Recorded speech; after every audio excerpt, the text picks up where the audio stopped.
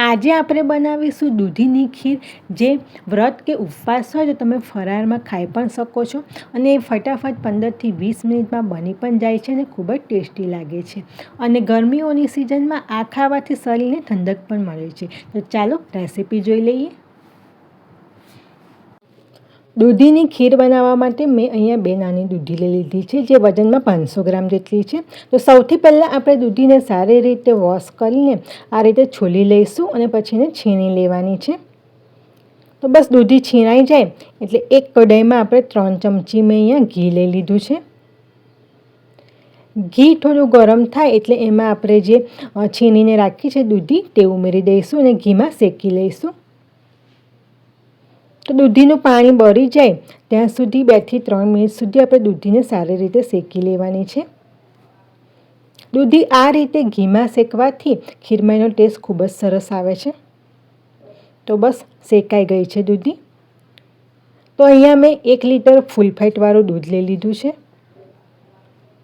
દૂધ થોડું ગરમ થાય એટલે એમાં જે આપણે દૂધી શેકીને રાખી છે તે ઉમેરી દેવાની છે.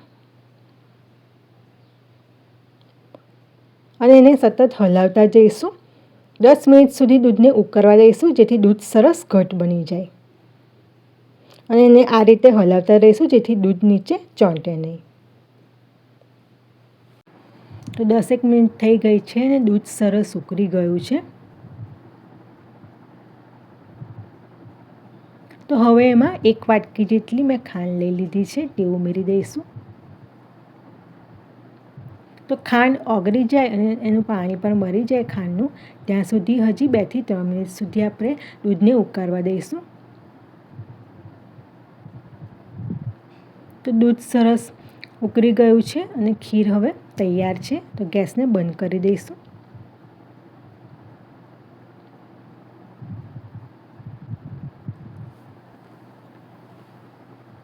હવે મેં એમાં 1 નાની ચમચી ઇલાયચીનો પાવડર લીધો છે તે ઉમેરીશું અને 2 ચમચી બદામ વાટીને લઈ લીધી છે, તો એ પણ ઉમેરી દઈશું. સારી રીતે મિક્સ કરી દેવાનું છે. અને હવે ખીરને રૂમ ટેમ્પરેચર પર આવવા દઈશું અને પછી એને સર્વ કરીએ. તો ખીર તમે આ રીતે પણ ખાઈ શકો છો અને એને ફ્રીજમાં મૂક્યા પછી ઠંડી ખીર પણ ખૂબ જ સરસ લાગે છે. તમારે આમાં કલર એડ કરવો તમે થોડો ગ્રીન કલર એડ કરી શકો છો. મેં કલરનો ઉપયોગ નથી કર્યો. તો ચોક્કસથી આ રેસીપી એકવાર ટ્રાય કરજો. ખીર ખૂબ જ સ્વાદિષ્ટ લાગે છે. મારી ચેનલ પર જે નવા છે ચેનલને લાઈક અને સબસ્ક્રાઈબ કરી લેજો. Thank you. તો આ ખીર તમે એકાદશીનો ઉપવાસ હોય કે નવરાત્રિનો ઉપવાસ હોય તો ખીર ફરાળમાં ખાઈ શકાય છે.